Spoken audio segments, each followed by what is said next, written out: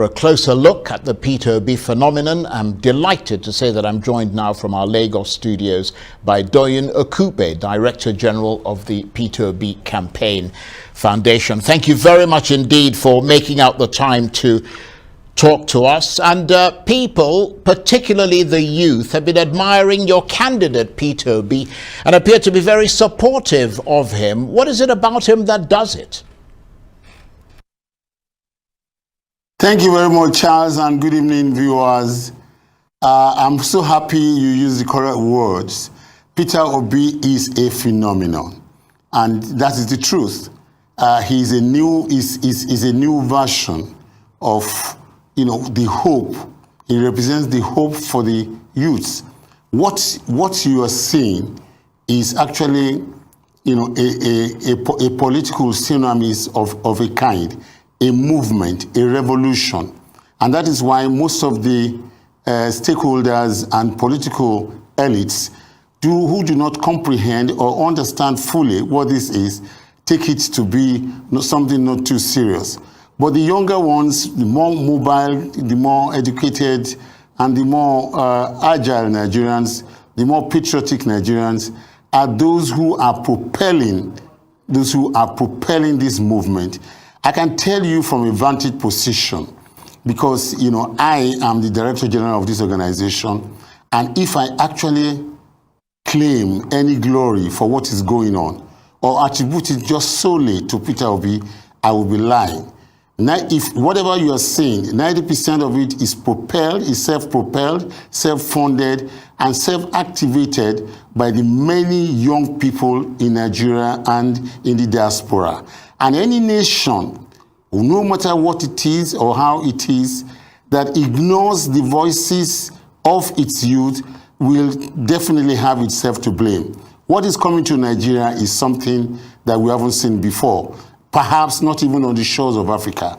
We have a political figure that has proven integrity, that has character, that has pedigree, that says and has evidence to show that he says what he does, and everything so far has been predicated on integrity, which is extremely very lacking among our leaders, both present and past leaders. And because everybody is yearning for a true and an honest change, that we are even making a mistake. The youth, yes, are the one propelling it, but even the fathers and the mothers and the uncles are silently queuing up and lining up and joining the movement. Well, I'm going to push you on this. I mean, because let's face it, it's Peter Obi versus... You can. Well, I certainly will. I mean, it's Peter Obi versus three big political guns, Atiku, Tinubu, and Kwankwaso. If this was a football match, I mean, it's bound to go into overtime and eventually penalties, isn't it? Can your candidate, Peter Obi, and his Labour Party squad do it in 90 minutes? Charles, you surprise me. The hood does not make the monk. You know that's a very popular saying in English language. And for a fact, what we see are decorated caricatures, political caricatures, who have principally expired and have nothing to offer. And the people can see through the masquerades. You call them, this is a game that is, that will be decided even if it were a football match in the first half of the match. It's not going to go into any extra time. Tell me, what will the APC, for instance, what is APC going to tell Nigerians?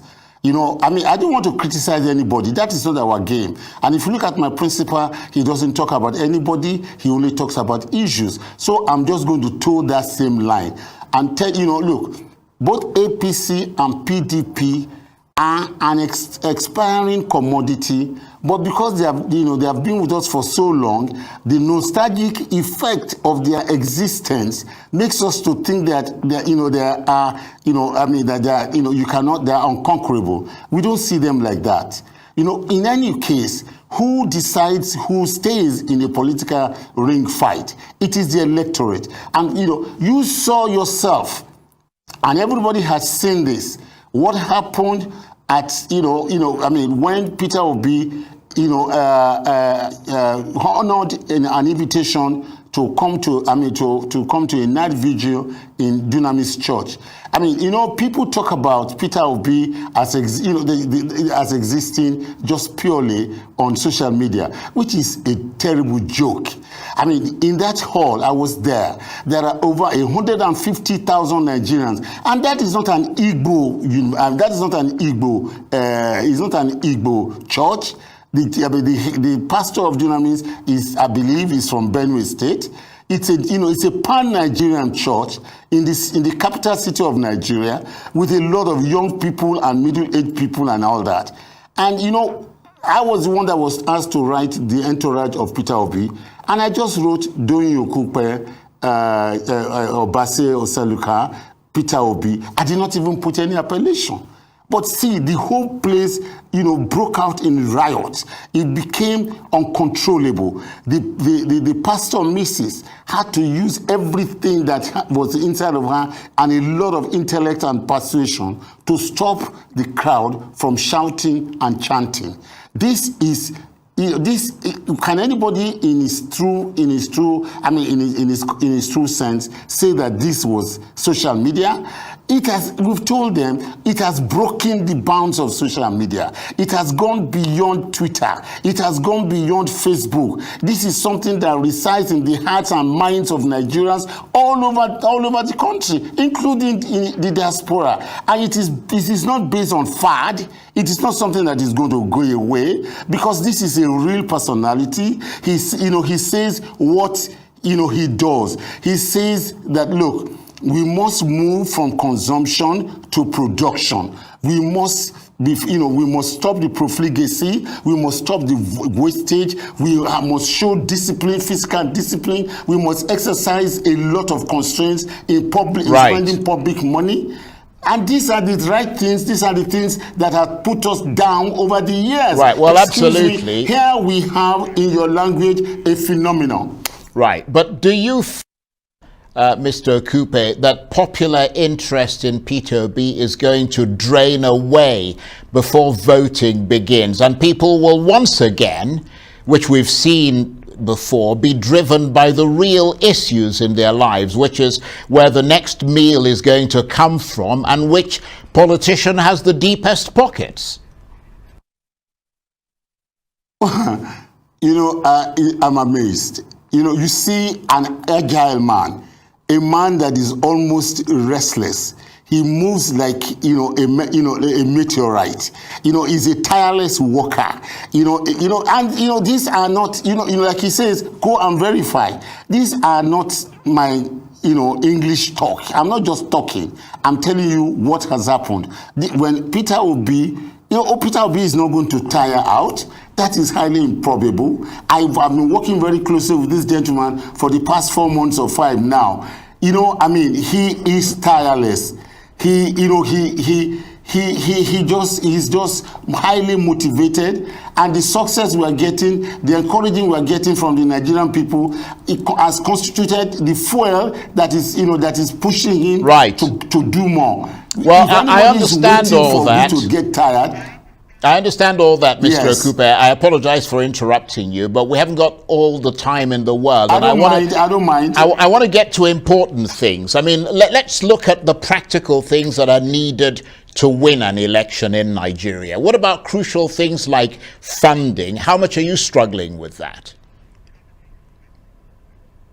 Well, Peter Obi, I can tell you up to date, Peter Obi has funded his campaign solely. This is a hard-working, successful businessman, and he has made money not from fraud, not from graft, not from rent, but from hard work and sweat. 25 years ago, Peter Obi was, the chief executive of a company in the UK that was that was worth more than 25 million pounds. That was 25 years ago. You check the other candidates 25 years ago. Who were they? Where were they? What wealth did they have? So, here, it's not, we do, they say that Obi is stingy. Obi is not stingy. Obi is just against, profligacy. Obi is just against wasteful spending. Obi will commit money to where and when it is needed. In the next 3 weeks, every state in this country will have a labor office paid for, with a flag, with the signposts, and with people fully furnished secretariats all over. And we are funding this. Of course, we are under tremendous pressure to open up our gates and our accounts so that people can donate generously. We are under tremendous pressure, but we are yet to do that, because he says, Doyin, let me push this as far as I can go first, before we start to take other people's money to do this. And if you look at the kind of support that we are getting, you will see that even those who have stolen money will not be able to match the amount of resources that we are we are going to deploy in this game. We are not worried about money at all. We are not. We are not. Just as we are not worried about resources, we are not worried about capability, we are not worried about mental capability, we are not worried about ideas that we need, we are not worried about what it will take to change and to reset the nation. You cannot say that for any of the other two. I don't know why any of the other three candidates. You cannot. Right.